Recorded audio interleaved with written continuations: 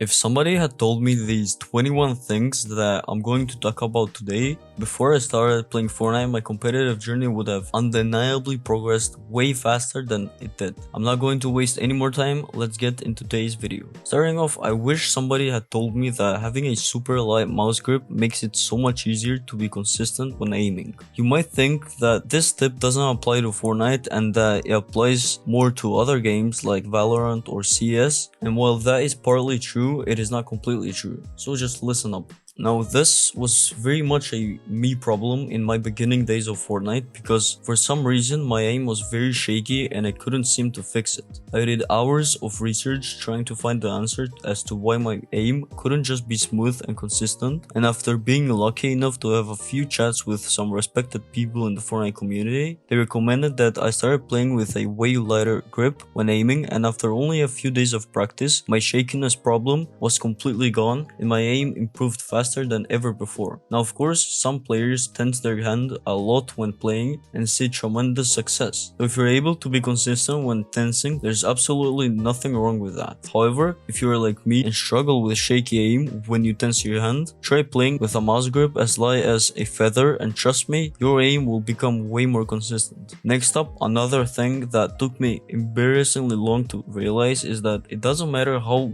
you win as long as you do. You see, in the beginning of me grinding Fortnite, I thought it was so unbelievably cringe when players were getting a height and spraying from above, and once they would get pushed, immediately they would box up and play quote-unquote cringe just to win the fight and the game. And because I thought it was cringe, I wouldn't do this until I had played hundreds of hours of the game and realized I should. When looking back, this was so unbelievably stupid since I played Fortnite with one goal in mind and I was reaching more as quickly as possible. Me not doing that probably caused me to lose multiple matches that I shouldn't have lost in the first place, and over time, this ended with me playing against the worst players than I potentially could, which again meant that the practice was of a lower quality as a whole, compared to if I just played that cringe playstyle. Moving on, something I truly wish somebody had told me when I started playing was that you can't expect anyone else to carry. Now, this is something that is genuinely the most important tip you'll ever hear to improve and rank up faster in Fortnite. I remember when I first hit champion, I thought the players I played with would be somewhat good, so I often filled support roles out of respect for the others on the team, wanting to play an aggressive fragger instead. This resulted in me playing support or a passive role, and extremely stupidly, I would expect my teammates to get the most eliminations and carry the team. I would often find myself frustrated when those players didn't perform. It was so bad that I know for a fact my frustration held me back from playing to my actual peak ability. But then one day, I realized I needed to have the mentality that I'm going to carry every single game. It doesn't matter if I play a support role or an aggressive role, I'll be at the top of the leaderboard, and that's okay.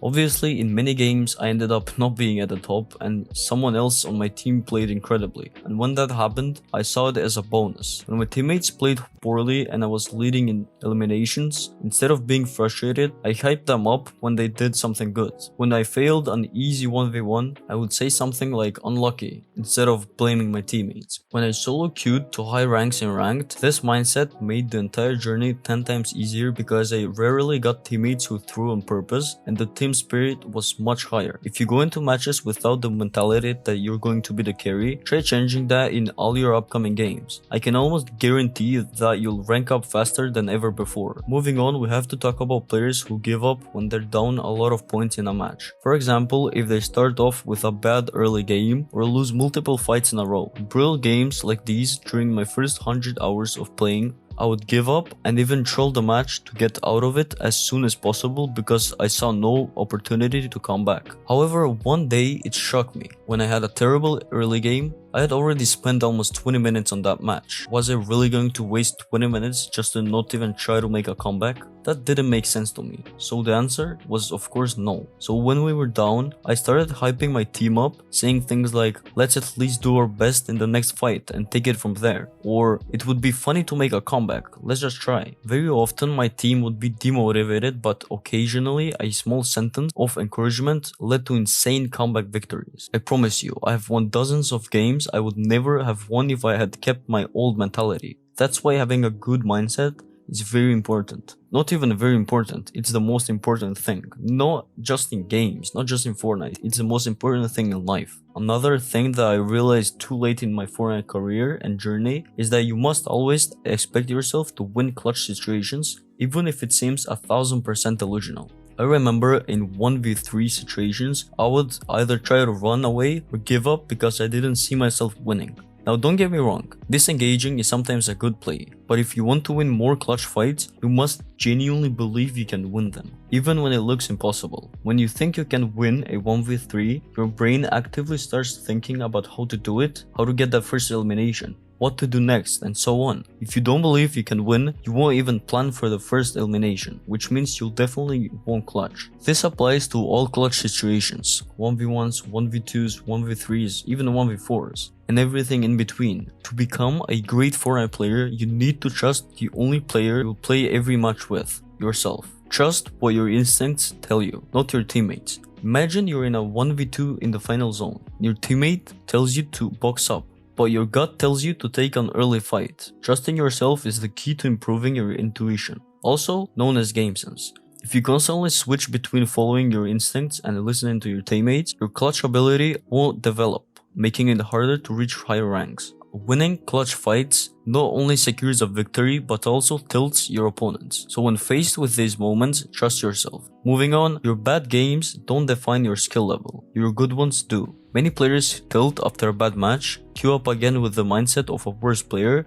and perform even worse. Instead, reinforce the belief that you're skilled and capable. This mindset shift leads to better games. Next, warming up before ranked every day without exception is crucial if you want to improve. A proper warm-up routine like a couple of realistic 1v1s or aim training makes your gameplay more consistent, helping you rank up faster. Additionally, finishing outside tasks before grinding Fortnite significantly boosts practice, quality, and focus. If distractions like schoolwork or work linger in your mind, your performance will suffer. Another important lesson is to always make plays as easy as possible. Instead of going for flashy, inconsistent plays, focus on replicable situations that contribute to long-term improvement. For example, let's say you're in a fight, and you know in your mind, you know deep down that you can easily kill the player. But you decide to go for a flashy play, for example, just full-on edit course to get to the player, and then you die. You shouldn't do that. Obviously, you shouldn't do that. But many people do it and die and don't learn from that mistake and continue to do it. So if you see an easy kill, not even an easy kill, if you just have that instinct that you can eliminate your opponent easily, just go ahead and do it. Go for the kill and not for the clip. Moving on, similarly, practice your weaknesses in creative mode but rely on your strengths in ranked. Identify what you're bad at, isolate it in training, and only use your strengths when competing. Lastly, understanding that a good play can still fail is crucial. Just because you got eliminated doesn't mean the decision was bad. Recognizing this will help you avoid hesitation in future fights. Moving on, timing is a skill, not luck. Developing a sense of when to rotate, push, or engage in a fight can make you incredibly difficult to play against. Timing plays a huge role in building rotations, post-fight positioning, and clutches. So actively thinking about it in every match will elevate your game. Instantly think about what you could have done differently when going down. The mentality of instantly thinking about what you could have done differently when dying in a fight is a winner when it comes to ranking up fast and becoming a good individual player. A lot of people will go down in matches and not think anything of it. Maybe they'll even think they got unlucky or get frustrated at a teammate. But if you want to improve as fast as humanly possible, you need to always blame yourself.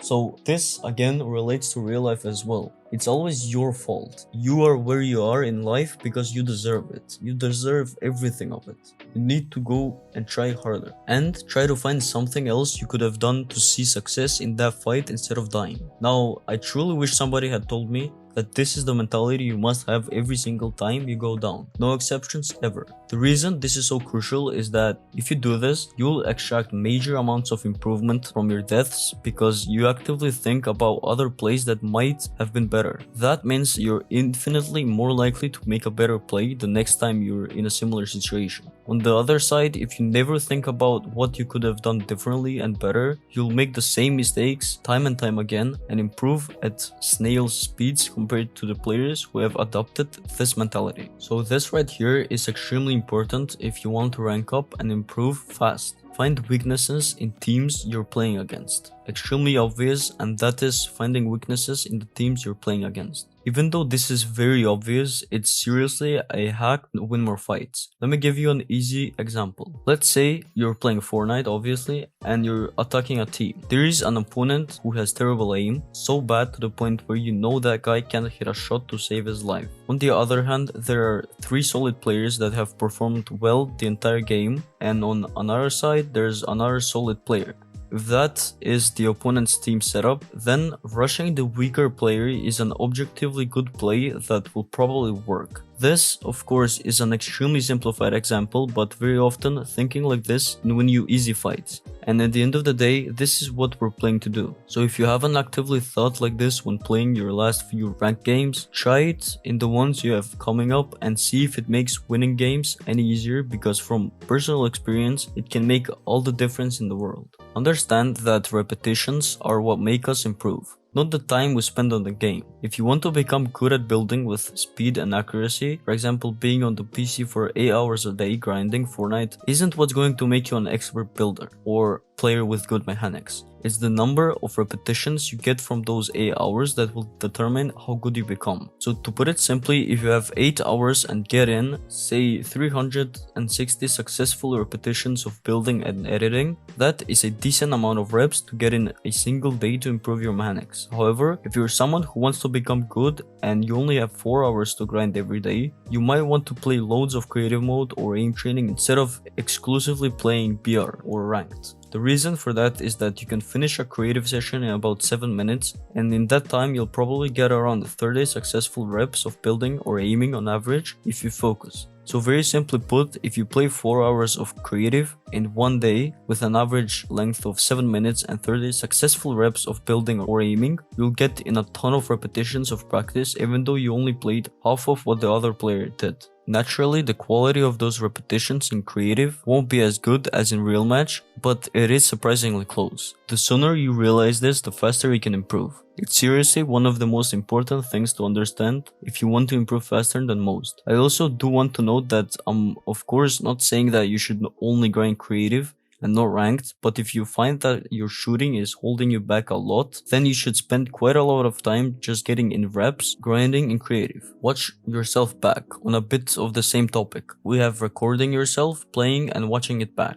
A lot of people will say that you should record your ranked games and watch them back. This is great advice. However, when I grind, I also really enjoy recording some creative sessions here and there and having a look at them, because it can genuinely tell you so much about your actual weaknesses as a player. So instead of just looking at the replays in your ranked games, look at them in creative as well. Maybe you find your movement is terrible, that your pre-aiming is impressively bad, or that your trigger discipline is that of a much lower ranked player than yourself. When it comes to shooting fundamentals, you can learn a ton from watching creative sessions, and it's something I really recommend. When it comes to ranked, you watch back more to get a different view on the strategic aspect of the game. Maybe you missed a smart play you could have made earlier. Maybe you should have built somewhere where you didn't. Or maybe you should have asked your teammates to do something for you, but you didn't. There is so much to be learned from watching back both creative games and ranked games. And the beauty of it is that you can literally watch back games while you're queuing into another match so that you don't waste any time at all. Don't be scared to claim space. A lot of the time when you're attacking, especially in lower ranks, your teammates will tell you to play safe and wait for opponents to push you. But when you get to the higher ranks, you'll understand that to play post-fight at an actual high level, you need to be comfortable claiming serious amounts of space. Next, play with a duo partner who hypes you up. Having a duo like this compared to someone who gets mad at you when you lose a situation, never tells you a nice try, and so forth. It's a serious game changer when it comes to truly ranking up quickly. The kind of person I try to be is someone who hypes up my team when they do something nice, and I want to be that guy who says unfortunate when they fail an easy shot or lose something they shouldn't have. I used to be this guy that would get extremely mad at their teammates, I would blame them, and at the end nobody wanted to play with me, so I knew that I should have changed this, and I did. This way of thinking about the game is better in every way, so if you're not already thinking like this, then I strongly recommend you try to adopt it. And if you on top of that can find a duo partner with the same way of thinking, you've won. Turn on XMP or DOCP. This setting allows your RAM to run at its actual full speed, making your FPS a ton better and reducing input delay. If you have a medium to high range PC from the last few years, enabling this setting will make you a few percentage points better instantly. This was just a short tip that I thought you needed to hear, so yeah. And thank you so much for watching, and also I hope I helped you in any way. Bye.